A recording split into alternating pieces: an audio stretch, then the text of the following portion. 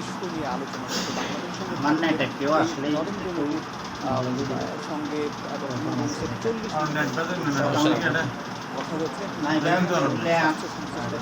স্বাস্থ্য সংশ্লিষ্ট বিদেশের ছিল, যেমন বলা যায় যে তিস্তা পানি বন্টন নিয়ে বাংলাদেশের উত্তরাঞ্চলে খরায় গ্রীষ্মকালে বর্ষাকালে বা তারপরে বন্যা হয় যে তিস্তার সমস্যায় বাংলাদেশের মানুষ ভোগে। এই ব্যাপারটা নিয়ে কথা হচ্ছে একই সঙ্গে সীমান্ত হত্যা নিয়ে বর্ডারে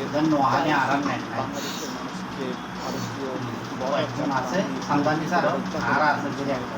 সেই ব্যাপারে বন্ধ করা হয়, সেই ব্যাপারে বেশ গুরুত্বের সঙ্গে এছাড়া নিষেধ করেছেন বা এ বিষয়ে কথা হয়েছে, বিষয়গুলো উত্থাপন করেছেন। একই সঙ্গে বাংলাদেশের এই সরকার নরেন্দ্র মোদী